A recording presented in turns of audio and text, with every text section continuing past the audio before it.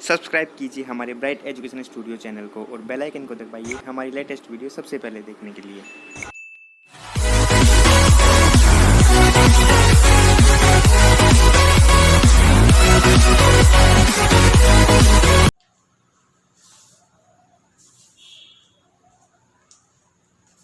Hello everyone, मैं नीलेश कुमार, आपका biology tutor mentor. तो बेटा, हम एक तरफ तो हमने स्टार्ट कर रखी है रिप्रोडक्शन वाली यूनिट, एक तरफ हमने स्टार्ट किया हुआ है ह्यूमन फिजियोलॉजी, जो आरबीएससी में 12th के सिलेबस में ऐड है ओनली इस ईयर के लिए, और सीबीएसई में 11th का वो पोर्शन है। ह्यूमन फिजियो हमारे नीट के पर्पज से काफी हमारा हिस्सा कवर करता है। तो हम उसमें लोकोमोशन और मूवमेंट चैप्टर के बारे में बेटा पढ़ रहे थे। तो हमने देख लिया था कि मसल की जो स्ट्रक्चर है, उसके फाइबर जो है, उसकी स्ट्रक्चर्स कैसे होती है। We have discussed proponent, tropomyosin, actin, myosin, सबके बारे में हमने पढ़ लिया है। तो हम देखना चाह रहे हैं कि हमारी जो मसल्स है, क्या बेटा, जो हमारी मसल्स है वो कॉन्ट्रैक्ट कैसे करती है। अब उस मसल्स के लिए कॉन्ट्रैक्शन के लिए कुछ थ्योरीज दी गई है, जिसमें सबसे मेन एक थ्योरी है जिसका नाम है स्लाइडिंग फिलामेंट थ्योरी। क्या है बेटा? स्लाइडिंग फिलामेंट थ्योरी, तंतु विसर्पण सिद्धांत। यानी कोई फिलामेंट जो होगा किसी दूसरी फिलामेंट पर स्लाइड करेगा, तब हमारी मसल क्या होती है? कॉन्ट्रैक्ट होती है। इस थ्योरी का कंक्लूजन क्या निकलेगा वो हमको थोड़ी देर बाद पता चल जाएगा। तो सबसे पहले बात करें कि थ्योरी गिवन किसकी थ्रू है। भाई, एक तो है एएफ हक्सले, एक है एचई हक्सले और एक है जे हेंसन। इन तीनों साइंटिस्ट ने स्लाइडिंग फिलामेंट थ्योरी प्रपोज्ड की है। क्लियर बेटा? कोई दिक्कत नहीं हमको यहाँ पर। तो बेटा, लास्ट लेक्चर में मैंने कुछ बैंड के बारे में आपको बताया था, जैसे कि H band,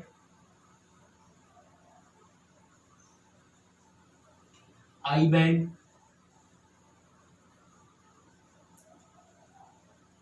A band,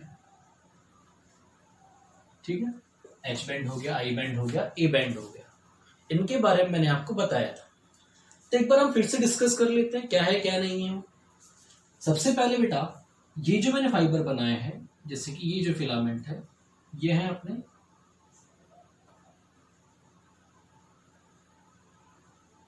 thin filament, पतले तंतु, जिसको अपन ने नाम दिया है एक्टिन। ये जो मैंने ग्रीन पोर्शन जो कवर किया है वो है थिक फिलामेंट। क्या है बेटा? थिक फिलामेंट, जिसको अपन कहते हैं मायोसिन। क्या कहते हैं बेटा? उसको मायोसिन कहते हैं। इसके अलावा जो लाइनिंग जो बता रखी है वो है जेड लाइन। क्या है बेटा? Z line. और यहां से जो इन्वेजिनेशन से वो टी ट्यूब्यूल्स का फॉर्मेशन करते हैं। काफी सारी चीजें हैं जो हमने स्ट्रक्चर में फॉलो कर ली थी, और इसके अलावा कई चीजें हम और पढ़ने वाले। तो सबसे पहले मैं बात करूं एच बैंड के बारे में। किसके बैंड के बारे में बात करूं? एच बैंड के बारे में। तो एच बैंड क्या है बेटा? एच बैंड के अंदर क्या ऐसा पोर्शन होता है जो केवल मायोसिन को शो करता है। यानी ये वाला जो पोर्शन होगा जिसमें केवल और केवल क्या आ रहा हो? मायोसिन आ रहा हो, उसको अपन कहते हैं एच बैंड। ठीक है। तो एच बैंड क्या करता है? Contain only myosin. क्या होगा इसमें? Only myosin. ये मैंने लास्ट लेक्चर में भी आपको बताया था। एक है बेटा आई बैंड। कौन सा है? I band. आई बैंड होता है जिसके अंदर ओनली एक्टिन फिलामेंट होती है। जैसे कि ये जो है ओनली एक्टिन एक्टिन होना चाहिए, मायोसिन का बिल्कुल भी हिस्सा नहीं होना चाहिए। वो हो गया बेटा आई बैंड। क्लियर? एक होता है ए बैंड। कौन सा बैंड बेटा? A band. ए बैंड जो है वो कंप्लीट जो लेंथ होती है मायोसिन की, उसको कवर करता है। ठीक है। जैसे कि ये चाहे फिर ओवरलैप कर रहा हो कोई भी, या ओवरलैप ना कर रहा हो, कोई प्रॉब्लम उसको नहीं है, तो वो वाला बैंड हो गया हमारा ए बैंड। बीच से अपन को पता है एक लाइन गुजर रही होती है जिसको हम कहते हैं एम लाइन, जो किसकी बनी हुई होती है, मायोमेसिन प्रोटीन की। किसकी बनी हुई होती है वो, मायोमेसिन प्रोटीन की। तो मैंने आई बैंड बता दिया, एच बैंड बता दिया, ए बैंड बता दिया। सार्कोमियर आपको पता ही है, zone between two Z line, तो ये क्या हो गया, सार्कोमियर। सार्कोमियर क्या होता है बेटा, हाफ तो I band plus A band plus वही हाफ आई। ये कंप्राइज करता है किसको, हमारे सार्कोमियर को। सार्कोमियर के बारे में बताया तो फंक्शनल यूनिट है ये किसकी, मस्कुलर कंट्रैक्शन की। तो ये मैंने लास्ट लेक्चर में भी आपसे के साथ डिस्कस कर लिया था। तो अब मैं कहना चाह रहा हूं कि स्लाइडिंग फिलामेंट थ्योरी में क्या होगा।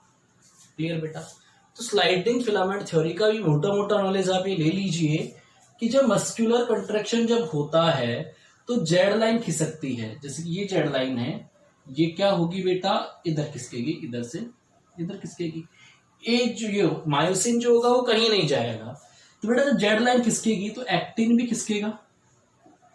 क्या होगा बेटा, एक्टिन भी खिसकेगा। तो यानी एक्टिन जो फिलामेंट है, क्या है बेटा, एक्टिन फिलामेंट है, जेड लाइन के अंदर खींचने के साथ साथ मायोसिन पर स्लाइड करता है, उसके ऊपर खिसक के आता है। यानी एक्टिन फिलामेंट किस पर स्लाइड करता है, मायोसिन पर स्लाइड करता है और कंट्रैक्शन हो जाता है, जिसके अंदर हम बात करेंगे कि यहाँ पर क्या बनते हैं, बॉन्ड वगैरह बनते हैं, क्योंकि भाई यहाँ पे साइट्स वगैरह वो सारी चीजें हमको डिस्कस इसमें करनी है। तो कैसे होता है, तो भाई ये चीज आपको पता पड़ गई।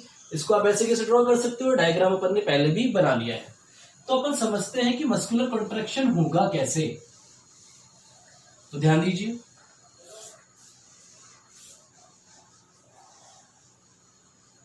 ये इधर का मैं अभी मिटा देता हूं ताकि हमारे पास थोड़ा स्पेस रहे समझने के लिए। तो देखो बेटा, सिंपल सी चीज आप समझिए कि मस्कुलर कॉन्ट्रैक्शन हम चलने के लिए करेंगे या फिर कोई भी फंक्शन करने के लिए करेंगे। जैसे कि बोतल उठाने के लिए मैंने इस तरीके से मस्कुलर कॉन्ट्रैक्ट कर, तो मेरी जो बाइसेप मसल जो है उस पर कॉन्ट्रैक्शन हो रहा है। क्लियर सी बात है। उस कॉन्ट्रैक्शन प्रोसेस में क्या होगा, भाई मेरे दिमाग ने कहा होगा कि भाई तुझे प्यास लगी है तो पानी की बोतल तुझे उठानी पड़ेगी। तो ब्रेन से क्या होता है, मैसेज आता है मसल्स पे। किस पे आता है बेटा, मसल से मैसेज आता है। तो हमारे पास नर्वस सिस्टम के अंदर होती है न्यूरॉन। क्या होती है बेटा, न्यूरॉन। और वो न्यूरॉन हमारी मसल्स पे कॉन्ट्रैक्शन के लिए क्या लेकर आती है, मैसेज लेकर आती है। न्यूरॉन के स्ट्रक्चर में आपने पढ़ा हो भाई,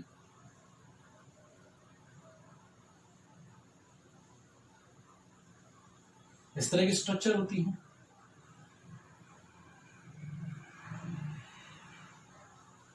ये लास्ट में सिनेप्टिक बल्ब होते हैं, सिनेप्टिक नोड कह लो जाए इसको, ठीक है।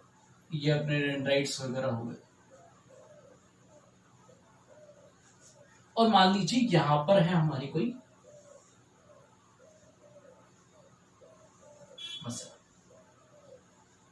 ये है हमारी मसल्स। क्या है बेटा, मसल्स।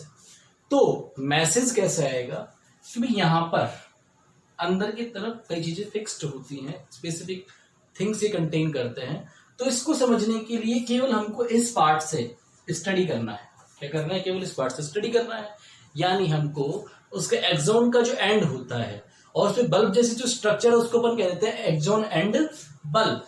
तो सबसे पहले हमारी मस्कुलर कॉन्ट्रैक्शन के लिए क्या होगा कि आप समझिए कि जैसे भाई हमारी एक मसल है, मसल्स की जो प्लेयर है उसको अपन कहते हैं सार्कोलेमा। क्या कहते हैं बेटा उस सेल मेम्ब्रेन को, एक मसल सेल की मेम्ब्रेन को सार्कोलेमा कहते हैं। इसके अंदर यहां पर है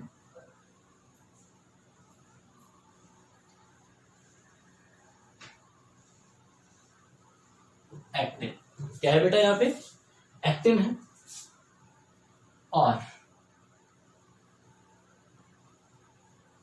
ये है हमारे मायोसेल, ये बता दिया। तो सेल मेम्ब्रेन जो होती है हमारी मसल्स की, वो बाहर से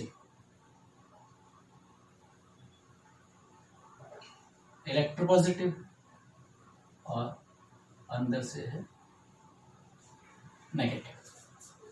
ठीक है, यहां पर बाहर की तरफ होगा बेटा एक्स्ट्रा सेलुलर फ्लूइड, जहां पर क्या है सोडियम आयंस,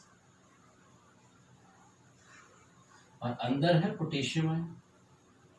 आप ये सोच रहे हो कि अंदर पोटेशियम आयन है वो पॉजिटिव है, तो इंटरनली ये नेगेटिव कैसे?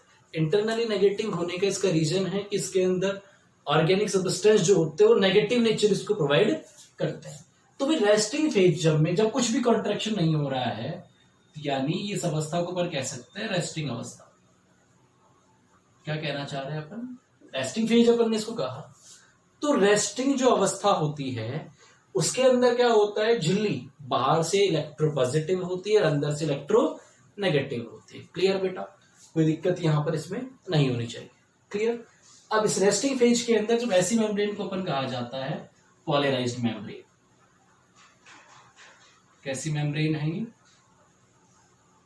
पोलराइज्ड मेम्ब्रेन, यानी ध्रुवित झिल्ली। ये चीज है जनरल कंडीशन में। कैसी कंडीशन है बेटा? जनरल कंडीशन में। इसके बारे में भी अपने पढ़ लिया है, कोई दिक्कत, इसको मिटाने से भी अपन को कोई प्रॉब्लम नहीं है। तो ये कंडीशन रहती है।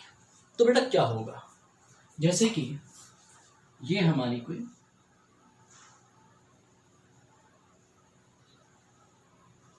मसल है, ये हमारी पेशी, ध्यान दीजिएगा। फिर जो न्यूरॉन होता है उसका एंड का जो पार्ट है वो एक बल्ब लाइक होता है। ठीक है, एक्सोन जो होता है तंत्रिकाक्ष, उसका अंतिम सिरा है, उस पर बटन जैसी संरचनाएं होती है, तो उसको अपन कह देते हैं एक्सोन एंड बल्ब। क्या कह देते हैं उसको अपन? Axon and bulb. और ये जो मेम्ब्रेन है, इस मेम्ब्रेन को कहा जाता है प्री सिनेप्टिक मेम्ब्रेन। पूरी परिघटना को समझने की कोशिश कीजिए, किस तरीके से फिनोमेना ये कंप्लीट होता है। अब जब बेटा, और यहां पर है मसल, तो मसल की जो सार्कोलीमा होती है अंदर क्या बनाती है? इनफोल्डिंग्स बनाती है। ठीक है, और उस इनफोल्डिंग को हम क्या कह देते हैं? T tubule. पढ़ाया था मैंने आपको, टी ट्यूब्यूल झिल्लीनुमा बलन हो गए। ये क्या है बेटा? सार्कोलेमा। क्या हो गई ये? सार्कोलेमा। अभी सिंपल स्ट्रक्चर से आप इसको समझिए, ये सार्कोलेमा। अभी तक इसमें कोई चेंजेस नहीं आ रहा है। ये जो स्पेस जो है इसको अपन कहते हैं सिनेप्टिक क्लैफ्ट या फिर सिनेप्टिक खांच। क्या कहते हैं? सिनेप्टिक खांच। तो एक्सोन जो एंड बल्ब है बेटा, इसके अंदर इस मेम्ब्रेन के क्या हो जाते हैं? चैनल खुल जाते हैं।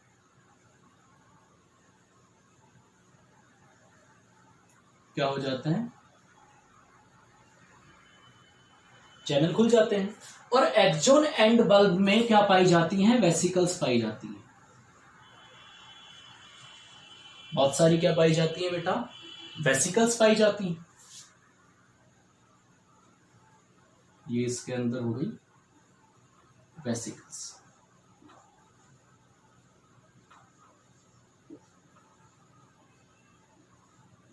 अच्छा, या पुट्टिकाएं क्या लेते हैं। अब जैसे ही इस मेम्ब्रेन से अंदर, जब ये मेम्ब्रेन के चैनल ओपन हो गए, तो इससे एंटर अंदर कर रहे हैं कैल्शियम।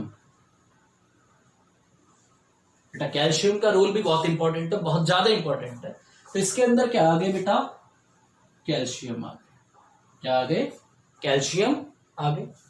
अब अपन ने क्या कहा, ये तो कौन सा पार्ट है, ये सिंपल सा ही मान लीजिए कि न्यूरॉन है, कि इस पर क्या जुड़ रही है, न्यूरॉन इस पर जुड़ी है। ये क्या है, न्यूरॉन है, न्यूरॉन का अंतिम भाग है एक्सोन, उसके का भी बिल्कुल लास्ट वाला पार्ट जिसको बल्ब जैसा होता है उसको कहते हैं अपन एक्सोन एंड बल्ब। क्या कहते हैं बेटा उसको, एक्सोन एंड बल्ब कहा जाता है। तो जैसे ही कैल्शियम आयन आएंगे तो जो वेसिकल्स होती हैं, क्या है बेटा ये वेसिकल्स जो हैं, तो वेसिकल्स के बारे में भी आप समझिए वेसिकल्स का क्या मामला है। ये जो वेसिकल्स होती हैं इनके अंदर सबस्टेंस फील होता है, सबस्टेंस भरा हुआ होता है, उसको कहते हैं न्यूरोट्रांसमीटर्स, तंत्रिका संचारी रसायन। क्या कहते हैं उसको, तंत्रिका संचारी रसायन। क्लियर। और इसके अंदर जो न्यूरोट्रांसमीटर जो है भाई, हमारी जो मसल्स है उसको कार्य करने के लिए पहले एक उद्दीपन आना चाहिए। सिंपल सा प्रोसेस लग रहा है, लेकिन ये पूरा का पूरा एक केमिकल मैकेनिकल प्रोसेस है जिसके अंदर क्या क्या चेंजेस आएंगे वो समझिए। तो न्यूरोट्रांसमीटर है तंत्रिका संचार रसायन, और वो न्यूरोट्रांसमीटर है कौन सा, उसका नाम है बेटा एसिटाइल कोलिन। क्या नाम है उसका, एसिटाइल कोलिन, जिसको सिंपली हम लिखते हैं ACH। बार बार अपन पढ़ेंगे इसको आगे चल के भी, क्या पढ़ेंगे, बार बार पढ़ते हैं ACH, acetyl choline. Acetyl choline जो है वो मिलता है किससे मिलकर, एसिटिक एसिड प्लस कोलिन से।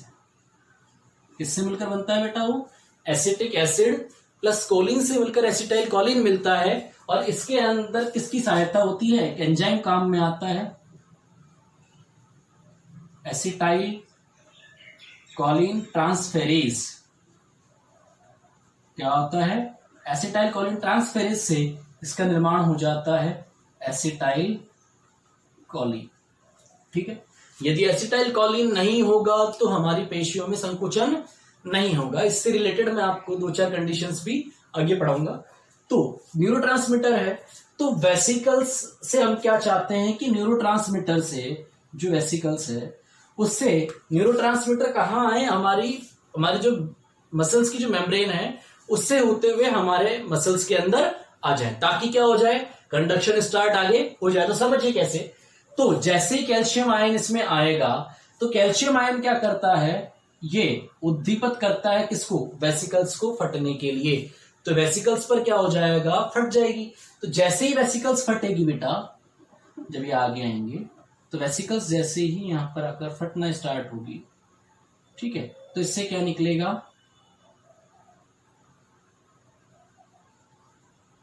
तो इससे क्या बाहर आया बेटा, जैसे कि मान लो मैं इसको ग्रीन से शो कर देता हूं, इसके अंदर क्या भरा हुआ है, एसिटाइल कोलिन ही तो है। तो एसिटाइल कोलिन इससे आने लगेगा, क्या हो जाएगा बेटा, एसिटाइल कोलिन इससे आने लगेगा। तो ये हमारा क्या निकल के आया, एसिटाइल कोलिन। क्या हो गया बेटा, एसिटाइल कोलिन। क्यों जरूरी है ये भी आपको पता पड़ेगा, आगे देखिए। एसिटाइल कोलिन जैसे ही यहां आएगा तो हमारी जो मेम्ब्रेन है उस पर रेस्टिंग फेज में सारे के सारे गेट क्या होते हैं, बंद होते हैं। क्या होते हैं बेटा, वहां पे सारे गेट बंद हैं। तो हम क्या चाहते हैं कि गेट ओपन हो, क्या चाहते हैं बेटा, गेट ओपन हो, सोडियम अंदर है, पोटेशियम बाहर जाए, और ये झिल्ली जो है जो रेस्टिंग फेज में पोलराइज्ड है वो हो जाए डीपोलराइज्ड, विध्रुवित हो जाए। क्या हो जाए, विध्रुवित हो जाए। और अंदर जो टी ट्यूब्यूल्स जो है यहां पर है, जेड लाइन के यहाँ पे टी ट्यूब्यूल्स जो है, और इसके साथ साथ यहाँ पर जो हमारी एंडोप्लाज्मिक रेटिकुलम है, साइटोप्लाज्मिक रेटिकुलम, वो क्या रिलीज करे, कैल्शियम अंदर रिलीज करे। कैल्शियम के रिलीज करने से क्या फायदा होगा, कैल्शियम जब रिलीज होगा तो बेटा जो यहाँ की जो ब्लॉकिंग साइट है, जैसे कि लास्ट टाइम मैंने आपको बताया था कि ट्रोपोनिन ट्रोपोमायोसिन जो है, मामा जी मामे जी वो पैक करके बैठे हुए हैं एक्टिन को, और जो ये बॉन्ड जो यहाँ पर बनने वाला था, जो यहाँ पर हेड जो है इसका, वो इसमें अटैच जभी तो होगा, उसके लिए सारा प्रोसेस होना जरूरी है। तो एसिटाइल कोलिन जो है हमारा, एसिटाइल कोलिन वो रिलीज हो गया, और रिलीज होने के बाद यहां पर जो रिसेप्टर है, क्या है बेटा, यहां पर रिसेप्टर हैं, ग्राही हैं। एसिटाइल कॉलिन यहां पर ग्राही है, उससे वो जुड़ेंगे। क्या होंगे बेटा? उससे वो जुड़ेंगे और जुड़ने के बाद ये अंदर आएंगे। अंदर की अगर मैं बात करूं, तो यहां पर हमारे क्या होंगे? सार्कोप्लाज्मिक रेटिकुलम होंगे। और जैसे ही एक्टिवेशन होगा अंदर, जैसे एसिटाइल कॉलिन आया, वैसे ही साथ साथ इन पर अटैक होगा और ये क्या रिलीज करेंगे? ओपन हो जाएंगे और इनसे रिलीज होगा हमारा कैल्शियम आयन। और जैसे ही कैल्शियम आयन रिलीज होगा ये सब ओपन हो जाएंगे। क्या हो जाएंगे बेटा? ये ओपन हो जाएंगे। तो इस प्रकार से एक जंक्शन बनता है और न्यूरॉन का और मसल्स का जो जंक्शन है उसको अपन कहते हैं न्यूरोमस्कुलर जंक्शन।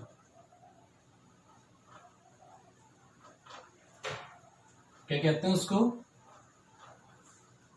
न्यूरोमस्कुलर जंक्शन, तंत्रिका पेशीय संधि। और इसकी जो मेम्ब्रेन है यह वाली, वो हो गई हमारे लिए, जो सार्कोलिमा को अपन क्या कह सकते हैं? पोस्ट सिनेप्टिक मेम्ब्रेन, पश्च सिनेप्टिक झिल्ली भी कहा जा सकता है। क्लियर बेटा? तो एसिटाइल कॉलिन का रोल अपन को समझ में आ गया, किस तरीके से क्या क्या प्रोसेस इसमें होगा। इसको आप ड्रॉ कर सकते हैं। न्यूरोट्रांसमीटर्स के बारे में आपको बता दिया। तो क्या हुआ बेटा? हमारी मसल्स थी, मसल्स पर आकर कौन जुड़ा? न्यूरॉन जुड़ी। न्यूरॉन का जो अंतिम सिरा था उसके अंदर कई सारी क्या थी? पुटिकाएं थी। पुटिकाओं में क्या भरा हुआ है? न्यूरोट्रांसमीटर है। कौन सा न्यूरोट्रांसमीटर है उसके अंदर? कौन सा न्यूरोट्रांसमीटर है बेटा? Acetyl Colin. अब एसिटाइल कॉलिन रिलीज कब होगा? जब न्यूरॉन के अंदर कैल्शियम आयन आएंगे। वो कैल्शियम आयन जो होते हैं हमारे न्यूरोट्रांसमीटर को रिलीज करने के लिए प्रेरित करते हैं, वेसिकल्स को फट जाती हैं और मेम्ब्रेन से डिफ्यूजन होते हुए सिनेप्टिक क्लेफ्ट में आएगी, यानी सिनेप्टिक दरार में आएगी। और उसके बाद सार्कोलिमा में टी ट्यूब्यूल्स पे जो रिसेप्टर्स बने हुए हैं वो उनको ग्रहण करेंगे और वहां से वो अंदर आ जाएंगे, जिनसे जो चैनल्स थे वो ओपन होंगे और वो चीजें स्टार्ट हो जाएगी। और हमारे अंदर की तरफ, मसल्स के अंदर की तरफ क्या है बेटा? मसल्स के अंदर की तरफ है सार्कोप्लाज्मिक रेटिकुलम, जो कैल्शियम रिलीज करेगा। और जैसे ही कैल्शियम रिलीज होगा वो ट्रोपोनिन उससे आकर जुड़ जाएंगे, बाइंड कर जाएंगे और एक्टिन पर सक्रिय बंधन जो स्थल थे वो ओपन हो जाएंगे और उस पर हमारा मायोसिन का हेड जुड़ जाएगा और मस्कुलर कॉन्ट्रैक्शन स्टार्ट हो जाएगा। और जब ये स्टार्ट होगा तो उस प्रोसेस के अंदर ये अंदर खिंच के चले आएंगे और मायोसिन पर एक्टिन स्लाइड करेगा। इसको ही हम क्या कहते हैं? स्लाइडिंग फिलामेंट थ्योरी कहते हैं। ठीक है, जिसमें हमने इन सबका रोल भी अपन ने अभी समझ लिया है। क्लियर बेटा? तो ये प्रोसेस है, इसका आप स्क्रीनशॉट ले लीजिए। थोड़ा आराम से जैसे जैसे मैंने बनाया है उसको देखते हुए समझते हुए इसको बना सकते हैं। क्लियर बेटा? अब आगे बढ़ते हैं, इस थ्योरी को और क्लियर हम समझते हैं बिल्कुल अपने डायग्रामेटिकली।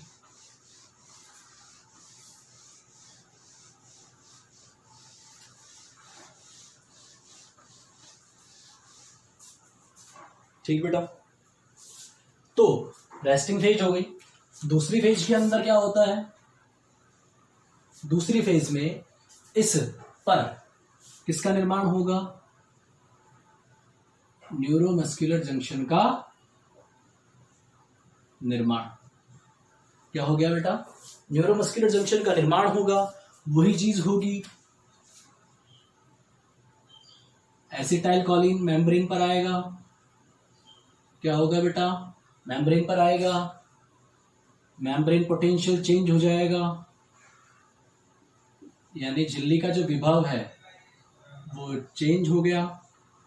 और चेंज होने से मेम्ब्रेन क्या हो गई बेटा? मेम्ब्रेन हो जानी है डीपोलराइज्ड, विध्रुवित। क्या हो जाएगी? विध्रुवित। ठीक है, Na+ अंदर जाएंगे, K+ बाहर आ जाएंगे। क्लियर बेटा? एसिटाइल कॉलिन के साथ साथ ही क्या हो जाएगा? Ca+2 का रिलीज होगा। क्या होगा? Ca+2 का रिलीज होगा, कैल्शियम आयनों का रिलीज होगा और Ca+2 पर ट्रोपोनिन जुड़ेगा। क्या हो जाएगा? Ca+2 पर ट्रोपोनिन जुड़ेगा। क्लियर?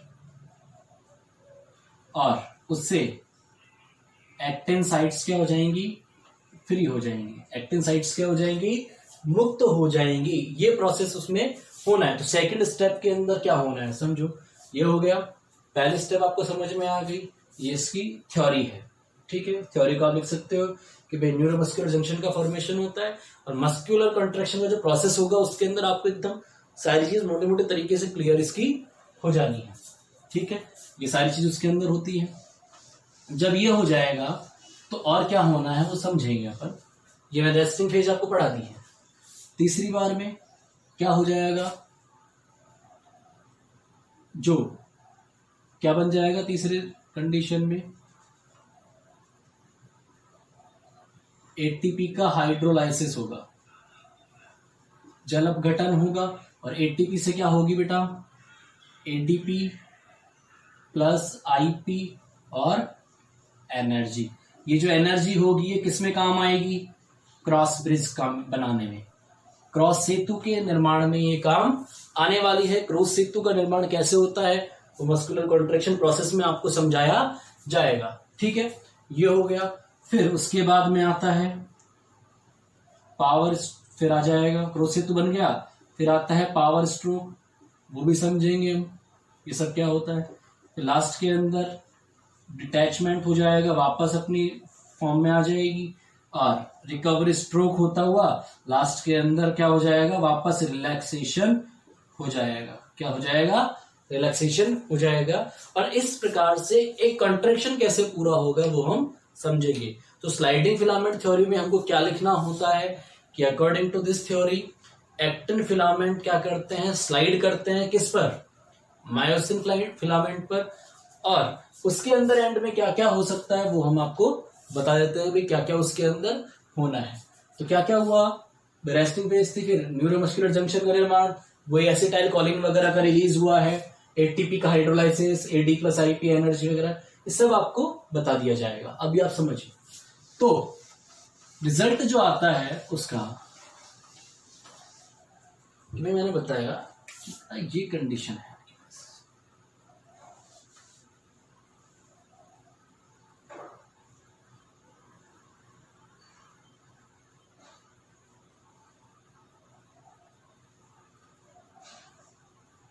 ये हमारा मायोसिन हो गया।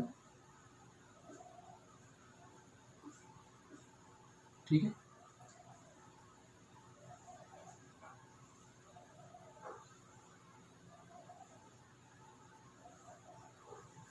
ये सारे प्रोसेस। यहां पर क्या है बेटा, ब्लॉक साइट है, यहां पर है इसका हेड, इसमें क्लियर। तो वही न्यूरोमस्कुलर जंक्शन का फॉर्मेशन हुआ, तो कैल्शियम रिलीज होते ही ये साइट्स क्या हो जाएगी, जैसे कि यहाँ पर Ca+2 आ गया, तो ये ट्रोपोनिन का आ गया Ca+2 के आसपास, तो ये क्या हो जाएगा, यहाँ पर ये जुड़ जाएगा, क्या बन जाएगा, क्रॉस ब्रिज बनेगा। क्या बनेगा, क्रॉस ब्रिज। फिर जैसे क्रॉस ब्रिज बनेगा तो भाई क्या होता है, पावर स्ट्रोक आता है। तो पावर स्ट्रोक पे पहले जैसे कि मान लीजिए इस तरीके से जुड़ा हुआ है, ठीक है, ऐसे जुड़ा हुआ है, और फिर जैसे पावर स्ट्रोक आएगा ये ऐसे हो जाएगा। फिर अंदर खिसक के आएगा ना भाई, यूं फिर यूं फिर यूं फिर यूं, तो खिसकता हुआ आएगा। तो एक्टिन जो है अपनी स्लाइड इसके ऊपर करेगा ना, धीरे धीरे अपन क्या चीज देखने को मिला, मायोसिन बैंड वैसे के वैसे है। तो लास्ट में रिजल्ट क्या आ जाता है, आई बैंड डिसअपियर भी हो जाता है। लेकिन अपने क्वेश्चन अपने एनसीईआरटी के अकॉर्डिंग अपन क्या कहते हैं कि क्या क्या चेंजेस आते हैं, I band decrease, H band क्या हो जाएगा, डिक्रीज, डिसअपियर हो जाता है। ए बैंड क्या रहता है, कांस्टेंट। सार्कोमियर क्या होगा बेटा, जेड लाइन ही खिसती हुई आएगी तो सार्कोमियर भी तो खिसता हुआ आएगा। तो सार्कोमियर की जो लेंथ होती है वो भी क्या होती है बेटा, डिक्रीज होती है, जो हमको स्लाइडिंग फिलामेंट थ्योरी से पता लगता है। तो ये सारी चीज हमने कहां सीखी है, स्लाइडिंग फिलामेंट थ्योरी में सीखी है, जो हमको हैंसन हक्सले ने बताई है। क्लियर बेटा यहां तक। और बाकी जो किस तरीके से प्रोसेस एंड में होगा, एनसीईआरटी में डायग्राम दिया हुआ है, उसको आप एक बार जरूर देखें। NCERT line to line continuous पढ़ते रहिए, नीट के लिए वो बहुत जरूरी है। ठीक है, तो अब हम पढ़ेंगे 2-3 चीजें, मैं एक्स्ट्रा बता देता हूँ, काम की चीजें हैं, वैसे नीट में पूछी नहीं जाएगी कभी भी, फिर भी थोड़ा सा जानकारी के लिए जरूरी है कि बेटा एक होता है बॉट्यूलिनम टॉक्सिन, एक टॉक्सिक के बारे में बात कर रहा हूं मैं।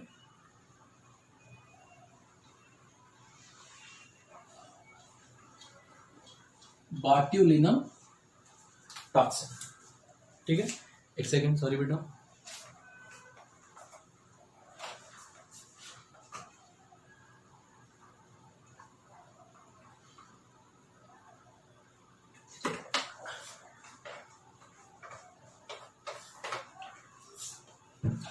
तो बॉट्यूलिनम टॉक्सिन की बात करें तो बेटा एक बैक्टीरिया है,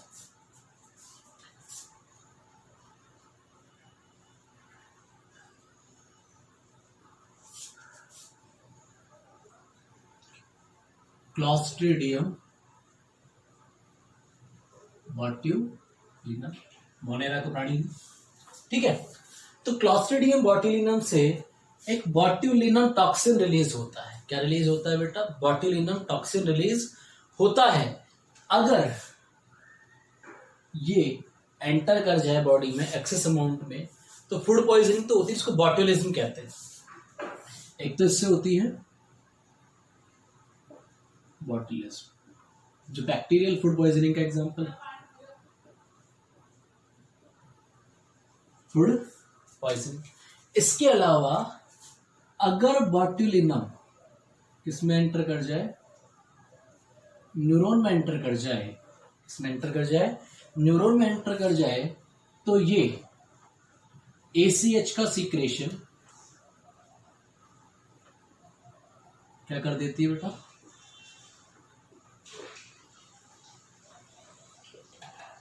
रोक देती है। क्या कर देती है? ACH का सीक्रेशन रोक देती है। और जब ACH का सीक्रेशन नहीं होगा तो आपके हिसाब से क्या होगा बेटा? ACH का सीक्रेशन नहीं होगा तो रिसेप्टर नहीं होंगे, अंदर हमारी जो न्यूरॉन, जो हमारा मसल्स जो है वो स्टिमुलेट नहीं होगी, तो मस्कुलर कॉन्ट्रैक्शन भी नहीं होगा। क्या नहीं होगा? मस्कुलर कॉन्ट्रैक्शन भी नहीं होगा, मस्कुलर कॉन्ट्रैक्शन नहीं होगा। मस्कुलर कॉन्ट्रैक्शन नहीं होगा तो बेटा डायफ्राम जो होता है उसमें भी कॉन्ट्रैक्शन नहीं होगा, तो इन द एंड क्या हो सकती है? It may cause death. अगर टाइम पे ट्रीटमेंट नहीं मिले, स्टार्टिंग पता पड़ता है, धीरे धीरे उस प्रोसेस में एक साथ इतना असर नहीं कर पाता है, लेकिन अगर पता नहीं पड़े, ध्यान नहीं दिया जाए तो इससे क्या हो सकती है? डेथ भी हो सकती है। क्लियर बेटा ये चीज? अब बॉट्यूलिनम टॉक्सिन ऐसा फर्स्ट टॉक्सिन है जो मेडिकल ट्रीटमेंट में काम आता है, used in medical treatment.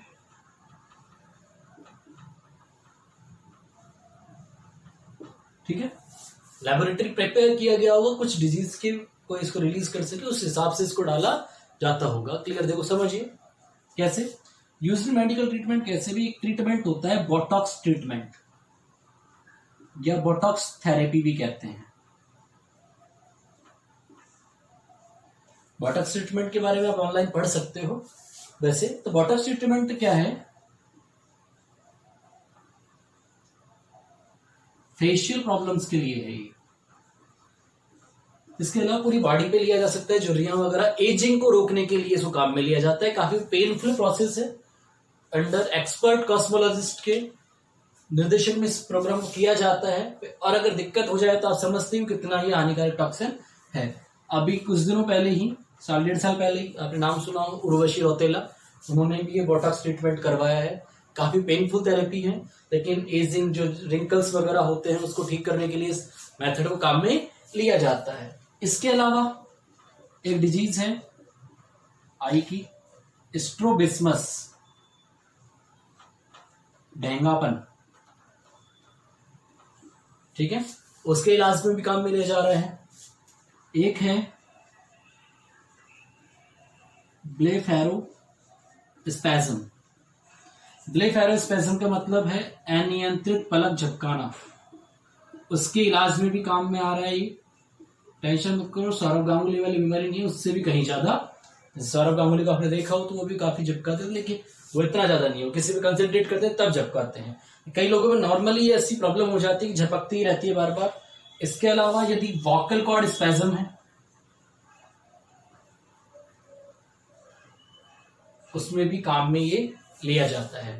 Chronic back pain, कमर दर्द के लिए भी इस ट्रीटमेंट को काम में लिया जाता है। ठीक है, मीटिंग्स वगैरह नहीं, बस एज ए नॉलेज क्लाउड आप इसको मान लीजिए कि भी नॉलेज के लिए हमको थोड़ा इसका पता है बॉटक्स के बारे में। तो बॉटुलिज्म फूड पॉइजनिंग आप याद रख सकते हो, ये आपको पता पड़ गया। एसिटाइल कोलिन का सीक्रेशन रोक देगा, मस्कुलर कंट्रक्शन नहीं होगा, पैरालिसिस भी हो जाता है। तो ये सारी चीजें आप इसमें याद रख सकते हैं। क्लियर बेटा? एक और मैं आपको नॉलेज के हिसाब से बता देता हूँ। क्यूरेर, आपने नाम सुना हो तो। क्यूरेर क्या है?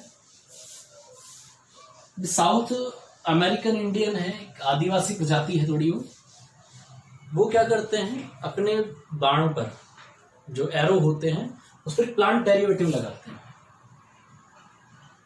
क्यूरेर है ये, क्या है? एक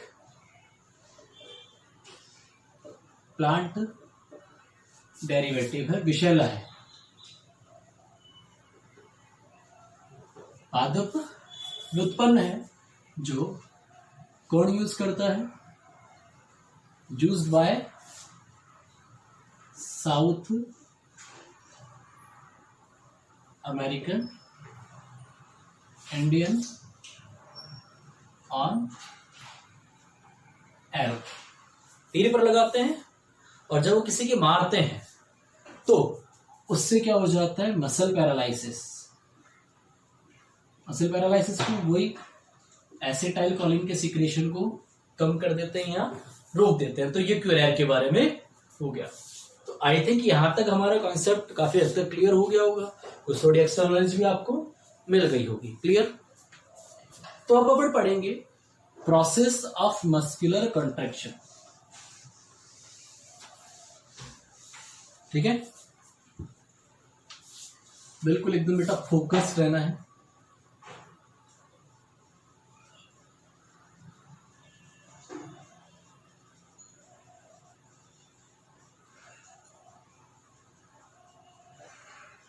प्रोसेस ऑफ मस्कुलर कंट्रैक्शन, पेशीय संकुचन की क्रियाविधि।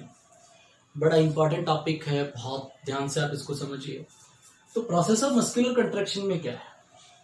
तो 4-5 स्टेप में अपन इसको समझ सकते हैं। पहला स्टेप, इसके बारे में बताया था बेटा,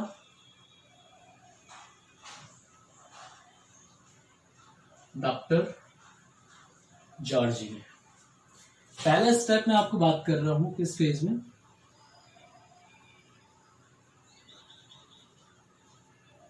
रेस्टिंग फेज में। तो वही रेस्टिंग फेज में सार्कोलीमा कैसी है? बाहर से इलेक्ट्रोपॉजिटिव, अंदर से नेगेटिव। यहां पर Na+ ज्यादा है, इधर Q+ ज्यादा है। एक्टिव ट्रांसपोर्ट का एक बेटर एग्जांपल है ये भी। इधर है बेटा अपना एक्टिव, यहां वही इधर बना देता हूं। इधर वही पे होता ही है अपना इन्वेजिनेशन, जो सार्कोलीमा का इन्वेजिनेशन है अंतर्वलन, इसको अपन कहते हैं टिब्यूल। यहां अपना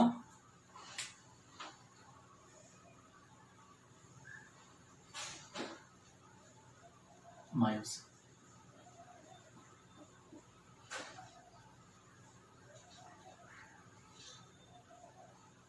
ठीक है, इधर भी अपन चाहें तो अपना क्या रख सकते हैं? एक्टिन रख सकते हैं, कोई दिक्कत नहीं, कोई लोड नहीं। ठीक है, जहां पर इधर क्या है बेटा, जहां पर बाइंडिंग साइट से वहां पर ट्रोपोनिन ट्रोपोमाइसिन ने ब्लॉक कर रखा है, रेस्टिंग फेज में है, कोई दिक्कत नहीं है। और इस तरह की जो मेम्ब्रेन है वो कैसी है?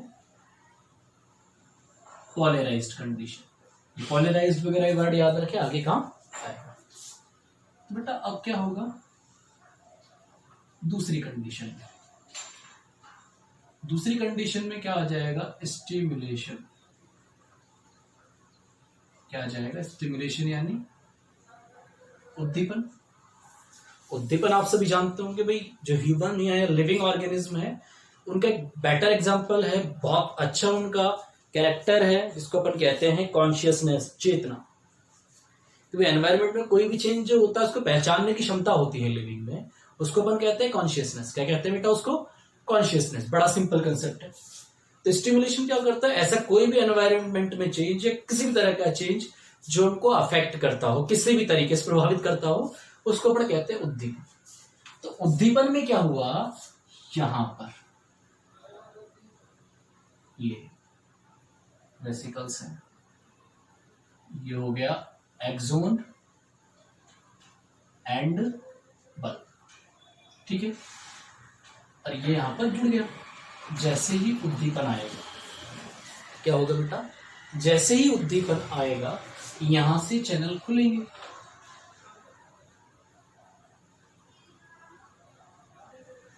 और अपना इधर क्या है वो, सॉरी, जैसे यहां पर आ जाएगा तो उसका मैं सारा चेंज आपको नीचे डायग्राम जो बनेगा उस पर बता दूंगा। तो सिनेप्टिक क्लेफ्ट में आएगा एसिटाइल कोलिन का सीक्रेशन। दूसरे कंसेप्ट में क्या हुआ, ACH का सीक्रेशन। क्या हो गया बेटा, ACH का सीक्रेशन। इस कंडीशन में जो मेम्ब्रेन है सोडियम के लिए इम्परमिएबल है, अपारगम्य है। तो भाई अब जैसे एसिड का सीक्रेशन हुआ तो झिल्ली की पारगम्यता क्या है बेटा, झिल्ली की पारगम्यता जो है वो चेंज हो गई। क्या हो गई, झिल्ली की जो पारगम्यता चेंज हो गई, यानी इसमें किसकी एंट्री हो सकती है, Na+ की एंट्री यानी इनफ्लक्स, और K+ का एफ्लक्स यानी बहिर्गमन हो गया। और झिल्ली पर क्या हो गया बेटा, एक्शन पोटेंशियल का निर्माण हो गया। क्या हो गया, एक्शन पोटेंशियल, क्रियात्मक विभव का निर्माण हुआ। और जैसे ही अंदर की तरफ क्या रिलीज हो गया, Ca+2 रिलीज, कैल्शियम रिलीज हो गया तो ट्रोपोनिन, ट्रोपोमाइसिन क्या हो गए, हटेंगे। क्या होंगे बेटा, ट्रोपोनिन और ट्रोपोमाइसिन हटेंगे और किससे जुड़ जाएंगे, Ca+2 से जुड़ेंगे। क्या हो जाएंगे, Ca+2 से जुड़ेंगे। क्लियर, कोई दिक्कत यहां तक नहीं है। इसके अलावा और भी क्या होगा, जो प्रोपोनिन थे तो एक्टिन पर एक्टिव साइट, सक्रिय बंधन जो स्तर है वो क्या हो जाएंगे बेटा, ओपन हो जाएंगे। क्या हो जाएंगे, ओपन हो जाएंगे। बाहर थोड़ा नेगेटिव चार्ज जाएगा और अंदर थोड़ा पॉजिटिव चार्ज भी आ जाएगा। तो क्या क्या कहा मैंने भाई, एसिड का सीक्रेशन हुआ, झिल्ली की पारगम्यता चेंज होगी, Na+ की एंट्री, K+ का इफ्लक्स, एक्शन पोटेंशियल का निर्माण होगा। ऐसा नहीं है बेटा कि एक बार में सारे के सारे सोडियम अंदर, पूरे पूरे पोटेशियम बाहर, कि भैया आ जा तू तो अंदर घुस, सारे बाकी सबको लाद दे कि बाहर निकाल दे। ऐसा नहीं है। एक बार मान लो इस सेगमेंट पर अगर Na+ अंदर गया तो यहीं से K+ बाहर जाएगा, फिर ये कंडक्शन ऐसे चलता रहता है। ठीक है, इसमें यही पेशियों का संचलन या कंडक्शन का गुण दर्शाता है, चालन का गुण दर्शाता है। क्लियर बेटा। अब यहां से दूसरे स्टेप में अपन को देखने में क्या दिखा कि अब जो है ये साइड्स क्या हैं, ओपन है।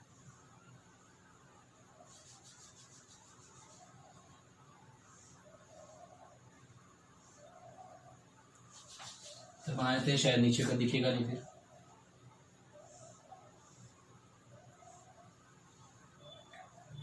तो ये जो साइड्स थी वो क्या है, ओपन है। और अपना जो मायोसिन था उसके वो जुड़ने के लिए तैयार है। क्लियर हो गया। तो यहां पर साइड्स भी। अब तीसरी कंडीशन में, तीसरे फेज में क्या होना है, ATP का हाइड्रोलाइसिस। क्या होगा बेटा? एटीपी का हाइड्रोलाइसिस। और एटीपी जो है किस एंजाइम की सहायता से बेटा? एटीपी एज किसकी प्रेजेंस में? मैग्नीशियम की प्रेजेंस पे। तो ये क्वेश्चन है हमारा कि पेशीय संकुचन के लिए कौन कौन से आयन आवश्यक हैं। इधर तो है कैल्शियम आयन और इधर मैग्नीशियम में। 2 आयन बहुत ज्यादा क्या है उसके लिए जरूरी है। तो ये ध्यान रखिए, याद रखिए, बहुत इंपॉर्टेंट क्वेश्चन हमारे लिए बन जाता है। और उससे क्या हो जाता है? ADP adenosine diphosphate plus inorganic phosphate और एनर्जी। और ये जो एनर्जी है ये किसके निर्माण में काम आएगी? क्रॉस ब्रिज के निर्माण में। क्या होगा बेटा? क्रॉस ब्रिज निर्माण। यानी अब जैसे ही ये आएगा तो ये हेड जो है किसका? मायोसिन का जो हेड है वो किसमें जुड़ जाएगा? एक्टिन पर, जो एक्टिव साइट से उस पर जुड़ जाएगा। और वो संरचना जो बनेगी उसको ही अपन कहेंगे, क्या कहेंगे उसको बेटा? उसको हम कहेंगे क्रॉस ब्रिज। क्या कहेंगे उसको? क्रॉस ब्रिज कहेंगे। एक्टिन पर क्या हो जाएगा? हमारा जो मायोसिन है उसका हेड जुड़ेगा और इस प्रकार से हेड हमारा उसमें सेट हो जाएगा। क्या हो गया बेटा? हेड सेट हो गया। और ये जो स्ट्रक्चर बनी है उसको अपन कहते हैं क्रॉस ब्रिज। क्या कहते हैं उसको? Cross bridge. 3 स्टेप खत्म हो गई। चौथी स्टेप में लेगा बेटा ये पावर स्ट्रोक। 4th में क्या लेगा? Power stroke. तो भाई जो क्रॉस ब्रिज का निर्माण और साथ साथ किस में काम आती है वो? पावर स्ट्रोक में। तो पावर स्ट्रोक में क्या होगा समझिए। तो पावर स्ट्रोक वाली जो कंडीशन है, थोड़ा जगह अपने पास स्पेस कम रह गई है, तो पावर स्ट्रोक में क्या होना है? ठीक है। तो पावर स्ट्रोक में क्या होगा बेटा? जो ये इस कंडीशन पर जुड़ा हुआ है, ये कैसे जुड़ा हुआ है? इस कंडीशन। जैसे ही क्या होगा? एटीपी जो अपन ने टूटी थी वो खर्च हुई और वैसे ही छूटेगा। और जैसे ही वापस एटीपीएच एक्टिव होना है वापस ही वो इस कंडीशन में आ जाएगा। जब यहां था तो यहां से आ गया, स्लाइड जो करते हुए तो इसकी जो पोजीशन है वो चेंज होगी और मायोसिन जो होगा वो इस कंडीशन पर आगे आने वाला है, सीधा होने वाला है। ठीक है, जो ऐसे था वो वैसे हो जाएगा। और तो यानी इसमें अब सेकेंड पोजीशन पर वो आ जाएगा। एक्टिन जो है थोड़ा सा क्या हो जाएगा? अंदर खिसकेगा। क्या होगा बेटा? एक्टिन अंदर खिसकेगा। मायोसिन अपनी जगह पर ही है। मायोसिन जो सेगमेंट होगा वो हमेशा अपनी जगह पर रहेगा, कभी भी कोई से भी शक्ति उसको हिलाने से नाकाम रहेगी। ठीक है, तो ये कंडीशन है, मायोसिन अपनी जगह पर रहेगा। यानी मान लीजिए ये इसकी पहली पोजीशन थी तो ये इससे इधर चला गया, और मान लो यहां पर पहले जेड लाइन थी तो खिसक कर यहां चला गया। आई बैंड पहले यहां तक था तो खिसक कर यहां तक आ गया, और ऐसा प्रोसेस दोनों साइड से हो रहा है। जेड लाइन भी क्या हो रही है बेटा? खिंच रही है। क्या हो रही है? जेड लाइन खिंच रही है। यानी एक बार जब कॉन्ट्रैक्शन होता है तो एक्टिन जो है स्लाइड करते हुए मायोसिन पर आ जाता है। किस पर आ जाता है बेटा? मायोसिन पर आ जाता है। और एक कंडीशन ऐसी है कि मैक्सिमम कॉन्ट्रैक्शन होगा तो हो सकता है ये जो दोनों साइड से इधर से भी इधर खिसक के आएगा, इधर से भी इधर खिसक के आएगा, तो पूरा का पूरा एच जोन जो है वो डिसअपेयर हो जाए। क्या हो जाए? एच जोन जो है डिसअपेयर हो जाए। ऐसे खिसकते हुए चलते तो कॉन्ट्रैक्शन होता है। फिर वापस भाई जब एक बार कॉन्ट्रैक्शन कंप्लीट हो गया फिर हो जाता है रिलैक्सेशन। क्या हो जाता है? रिलैक्सेशन। और रिलैक्सेशन के बाद में वो रिकवरी स्ट्रोक आया, रिलैक्सेशन हुआ, वापस ये प्रोसेस आ जाता है। और जैसे रिलैक्सेशन होता है तो सारी चीज का जो ये जो प्रोसेस हुआ था वो सब उल्टा हो जाता है कि कैल्शियम वापस सार्कोप्लाज्मिक रेटिकुलम में चल जाता है। कैल्शियम जैसे सार्कोप्लाज्मिक रेटिकुलम में गया वापस साइड्स क्या हो गई? ब्लॉक हो गई, सब काम फ्री हो गया। इस प्रकार से कॉन्ट्रैक्शन हो जाता है। एक चीज और याद रखिएगा कि जब एसिटाइल कोलिन का काम हो जाता है तो एसिटाइल कोलिन का टर्मिनेशन कैसे होता है? यानी एसिटाइल कोलिन का समापन कैसे होता है? तो यानी जो एसिटाइल कोलिन जो है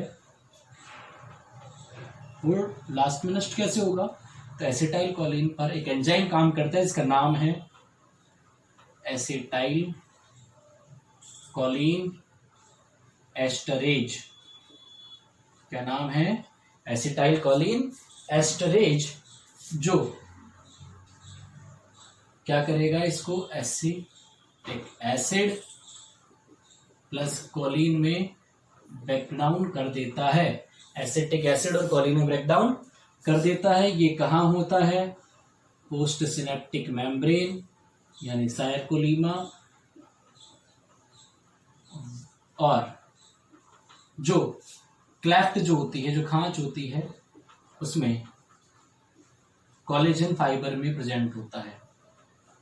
इसमें बेटा कोलेजन फाइबर में प्रेजेंट होता है। आई होप ये लेक्चर आपके लिए एकदम हेल्पफुल रहा होगा।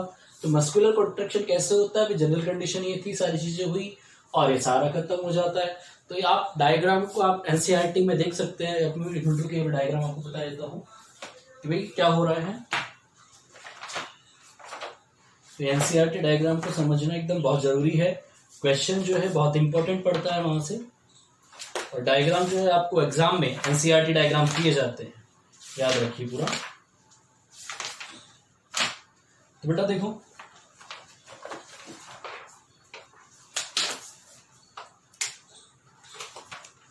आपको शायद दिख रहा हो, मैं थोड़ा कैमरे के पास ले आता हूं कि ये एक्टिन फिलामेंट है, ये एटीपी टूट गया है तो एक इनऑर्गेनिक फॉस्फेट और एडीपी जुड़ गया। उसके जैसे टूटने के बाद क्या हो जाता है बेटा, क्रॉस ब्रिज का फॉर्मेशन हो गया, सेतु का निर्माण हो गया। मायोसिन जो हेड है वो किससे जुड़ गया? एक्टिन जुड़ गया। उसके बाद जो है वापस वही चीज आई, वापस एटीपी टूटी, पावर स्ट्रोक आया, फिर उसके बाद क्रॉस ब्रिज टूट गया, वापस रिलैक्सेशन स्टेट में आ गया। तो प्रोसेस चलता रहता है। और फिर जब इसके बाद हम देखें तो ये देखिए, ये आई बैंड है, जेड लाइन है, धीरे धीरे साइज डिक्रीज हुई है, और इन दी एंड आप देखिए, कि यहां पर क्या हुआ है, एच जोन जो है, क्या बेटा, एच जोन वो क्या हो गया है, डिसअपियर हो गया है। आई बैंड भी आप देखकर बता दीजिए, आई बैंड भी क्या हो गया है, इन दी एंड डिसअपियर हो गया है। ठीक है, तो ये डायग्राम आपको फॉलो करना है, इसको आपको समझना है, एक एक चीज आपको याद रखनी है। क्लियर बेटा? तो ये मस्कुलर कॉन्ट्रैक्शन वाला टॉपिक होता है हमारा खत्म। मस्कुलर कॉन्ट्रैक्शन में एनर्जी कहां से आती है, एक कॉरी साइकिल है, वो हम नेक्स्ट लेक्चर में स्टडी करेंगे, और फिर उसके बाद हम पढ़ेंगे स्केलेटन के बारे में। थैंक यू बेटा, और चैनल को सब्सक्राइब करते रहिए और शेयर कीजिए, ज्यादा से ज्यादा बेल आइकन को जरूर दबाइए, और अपने दोस्त हैं उनके पास आप शेयर कीजिए। कंटिन्यू रेगुलर आप पढ़ते रहिए और क्वेश्चन जितने हो सके उतने लगाते रहिए। Thank you.